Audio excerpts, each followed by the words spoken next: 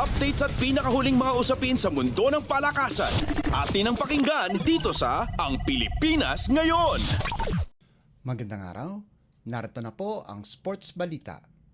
Nagpakitang gilas kaagad si Ray Nambatak sa kanyang unang laro para sa Blackwater kung saan natulungan niya ang bossing para talunin ang Meralco Bolts 96-93 sa 2024 PBA Philippine Cup na ginanap sa Inares Sports Center sa Antipolo City. Nakuha ng Blackwater si Nambatak mula sa Rain or Shine itong Pebrero 14. Nanguna si Nambatak sa kanyang double-double na may 27 puntos at 10 assist habang nagambag sina Troy Rosario at Ray Suerte ng 15 puntos at 11 puntos ayon sa pagkakasunod. Pinakamalaking lamang ng bossing ay 19 na puntos, 86-67, kung saan may 8 minuto na lamang ang natitira sa laban.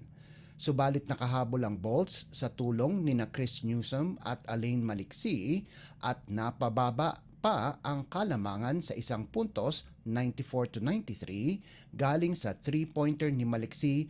Wala ng 1 minuto ang nalalabi sa laro. Nakakuha si Nambatak ng foul mula kay Bong Quinto at naipasok niya ang 2 free throws na may 19 na segundo na lang ang natitira sa laban. Sinubukang maitabla ni Maliksi sa kanyang 3-point attempt, subalit hindi ito pumasok at tuluyan ng nanalo ang bossing. Nagtapos naman si Maliksi ng may 27 puntos habang nagtapos ng may 16 na puntos, 7 rebounds at 6 na assists si Newsom. Updates at pinakahuling mga usapin sa mundo ng palakasan. Atin ang pakinggan dito sa Ang Pilipinas Ngayon. Na dinispatcha ng National University ang Adamson University para kunin ang kanilang ikalawang panalo sa UAAP Season 86 Women's Volleyball Tournament na ginanap sa Smart Araneta Coliseum sa Quezon City. Nanguna sina Alaysa Solomon at Belia Bilen para sa Lady Bulldogs sa kanilang 25-17, 25-20 at 25-20 panalo laban sa Lady Falcons. Naging top scorer si Solomon sa nagawa nitong 17 puntos galing sa 14 na attacks, 2 blocks at 1 service ace habang lahat ng puntos ni Bilen ay mula sa attacks. Gumanda ang record ng NU sa 2-1 kung saan ang talo nila ay nagmula sa University of Santo Tomas para manatili sa ikalawang pwesto sa team standings. Dinaan sa lakas ng Lady Bulldogs ang kanilang panalo kung saan nakagawa ang koponan ng 52 attacks kumpara sa 31 lamang ng Lady Falcons. Nanguna naman para sa Adamson sina May Ann Nuike at AA Adolfo na kapwa nakascore ng 9 na puntos bawat isa.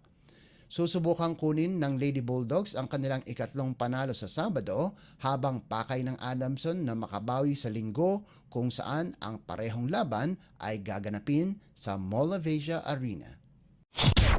Updates at pinakahuling mga usapin sa mundo ng palakasan. Atin ang pakinggan dito sa Ang Pilipinas Ngayon.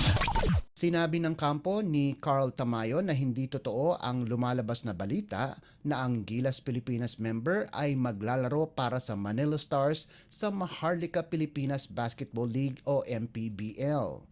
Sa isang pahayag, sinabi ng VP Global Management na hindi maglalaro si Tamayo sa Manila All-Stars o Manila Stars sa MPBL kahit na inilabas ni Andrew Yu sa kanyang social media account na maglalaro ang Gilas player. Binigyan din ng VP Global Management na ang 6'8" big man na sa ngayon committed lamang itong maglaro para sa Philippine National Men's Basketball Team. Kakagaling lamang ni Tamayo sa kampanya ng national team sa first window ng 2025 FIBA Asia Cup Qualifiers kung saan nakolekta ito ng kabuang 13 puntos, 7 rebounds, 3 assists at 1 block sa loob ng 2 laro laban sa Hong Kong at Chinese Taipei. Ang pagbabalik ni Tamayo sa Gilas ay ilang linggo lamang kung saan umalis na siya sa kampo ng Ryukyu Golden Kings sa Japan B-League kung saan nagposte ito ng mga averages na 3.9 points at 2.5 rebounds sa loob ng halos 13 minutong paglalaro sa koponan. Updates at pinakahuling mga usapin sa mundo ng palakasan.